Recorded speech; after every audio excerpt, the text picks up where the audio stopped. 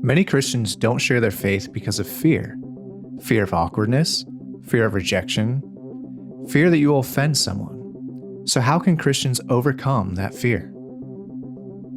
I want to tell you that it's okay. I have been sharing my faith since I became a Christian, like for 10 years now, but every time it still makes me nervous. Every time I really have to, I'm still fearful. I'm still asking questions like, what if I'll get rejected? What if I'll be insulted to my face, something like that.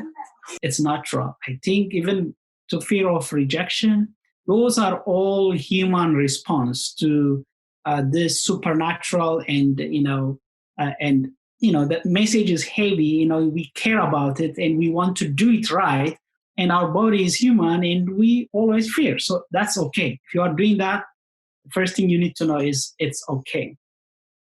But what really helps us to move and even take more step in that is, the first thing is to have, the right attitude, the impact of our conversation with that person, whether it's an Uber driver or a flight or, the neighbor around us, the impact is eternal and it's about life and death.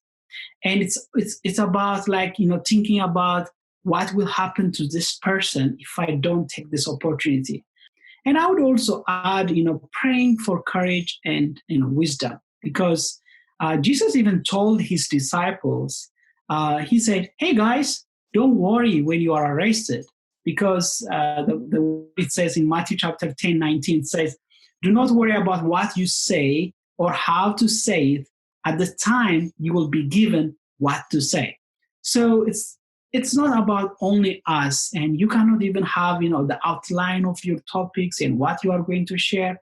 Sometimes, you have the right attitude, pray about it, and go on and see what kind of words God is going to put on your mouth, because this is the promise even Jesus told his disciples.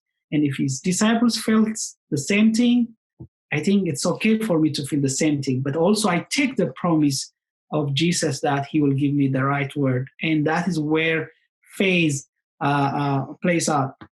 I think one practical thing is maybe do it with a friend, do it with somebody. Have someone, you could be sharing someone over a message and then be messaging someone at the same time too about that. So it kind of helps you, process your thoughts. Like for example, you're sending them, "Hi, how are you?"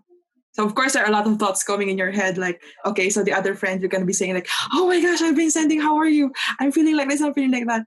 So at least the other person on the other end will be able to, hear you out while you are doing this, while you are doing the ministering to the other person, and then here goes the reply, and then the other person said, "Oh, I'm okay. How are you?" And then you go again to the other person.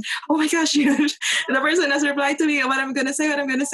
So the friend that you have been talking to can, pray for you or can process your thoughts with you, and at the same time be able to give you the next right thing or help you with the next right thing if you yourself is, frozen because you're so overcome with emotion. If you're a follower of Jesus, God has given you a homework assignment. It is a mission of eternal impact. It's okay to feel nervous, but it's easier than you think to take the first step. If you've never shared your faith before, or never taken part in digital missions, this is the time to start.